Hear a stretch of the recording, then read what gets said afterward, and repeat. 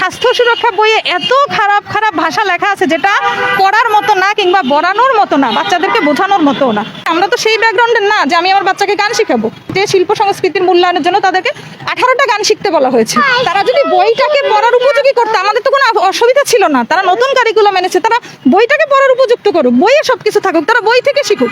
বাচ্চারা আপনি একজন বাবা, আপনি বাবা হিসেবে অবশ্যই চাইবেন যে আপনার বাচ্চা বই পড়ুক। আপনার বাচ্চা তো সারাক্ষণ ডিভাইস নিয়ে থাকুক এবং তাদের যে মূল্যায়নের যে ইনস্ট্রাকশনটা এটাও তাদের ফোনে আসে এবং মূল্যায়নের জন্য তাদের যে গ্রুপে কাজ করতে হয় এটাও মানে সম্পূর্ণ কারিকুলামটাই একটা ডিভাইস নির্ভর।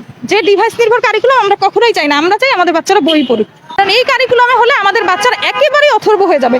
আপনার ভার্সিটি তো চেঞ্জ হয় নাই, মেডিকেল চেঞ্জ হয় নাই। ও যদি এখন কিছু না পারে, ও তখন যে ভর্তি পরীক্ষা কিভাবে সে আপনার পার্টিসিপেট করবে, সে কি পারবে? বইয়ে অঙ্ক নাই, বইয়ে গ্রামার নাই, কোনো কিছু নাই। বইয়ের মধ্যে শুধু এই জীবন ও জীবিকা এবং স্বাস্থ্য সুরক্ষা, এই দুইটা নিয়ে টিচাররা ব্যস্ত আছে। বাকি ম্যাথমেটিক্স বলেন, সায়েন্স বলেন, ইংলিশ বলেন, এগুলোর গুরুত্ব কমে গিয়েছে। আপনি তো জানেন আমি বিসিএস পরীক্ষা দিয়ে এসেছি। বিসিএস এ ক্লাস 3 থেকে একদম মানে অনার্স মাস্টার যা পড়েছি সব আসে। ম্যাথমেটিক্স গুলো সব বই থেকে আসে। যেমন এবছরই যে এইটা শিল্প সংস্কৃতির মূল্যায়নের জন্য তাদেরকে 18টা গান শিখতে বলা হয়েছে। আপনি যে রবীন্দ্রসঙ্গীত, নজরুল সঙ্গীত, এখন আমার বাচ্চাকে কি আমি এই জন্য কি গান শিখাবো? ওরা কি জীবনে রবীন্দ্রসঙ্গীত কি সে উচ্চারণ করেছে? আমরা তো সেই ব্যাকগ্রাউন্ডের না যে আমি আমার বাচ্চাকে গান শিখাবো।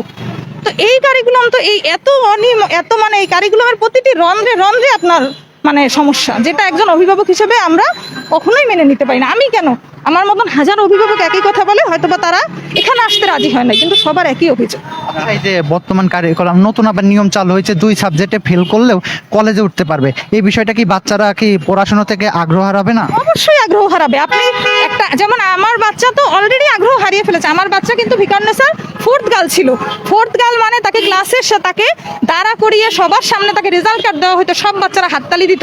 এটা তার জন্য একটা উৎসাহ ছিল যে আমি আরো ভালো করব এবং আমাকে আরো সবাই ভালো বলবে।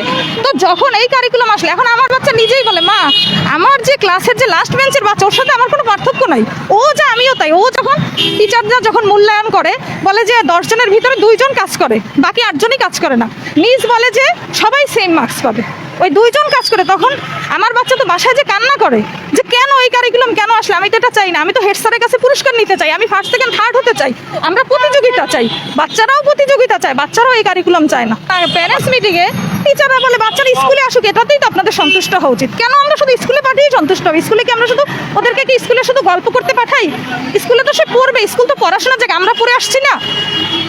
তো আমরা বাচ্চারা সম্পূর্ণ হচ্ছে পড়াশোনা বলেন কিংবা পারিবারিক শিক্ষা থেকেও তারা দূরে সরে যাচ্ছে শুধু এই ডিভাইস আসক্তির কারণে, এবং এটা সম্পূর্ণ নতুন কারিকুলামের জন্য হয়েছে। অবশ্যই কখনোই না। আমরা চাই বইয়ে পড়ুক, বই পড়ুক বাচ্চারা। আপনি চিন্তা করেন ক্লাস 8-এর একটা বাচ্চা বইয়ের প্রথম অধ্যায় দিয়ে রাখছে, আপনি যেয়ে দেখেন যাযাবর পাখিদের কথা। কেন 8-এর বাচ্চা কি পাখির নাম শিখবে? ওর কি এইটা পাখির নাম শেখার? ও তো এখন সায়েন্স শিখবে, ও এখন ম্যাথমেটিক্স শিখবে, কঠিন কঠিন ম্যাথ শিখবে, কারণ ওকে তো সামনে 8 থেকে শুরু প্রতিযোগিতায় যেতে হবে। সেখানে সে পাখির কথা শিখছে। তারপর স্বাস্থ্য সুরক্ষা বইয়ে এত খারাপ খারাপ ভাষা লেখা আছে যেটা পড়ার মতো না কিংবা বলানোর মতো না, বাচ্চাদেরকে বোঝানোর মতো না।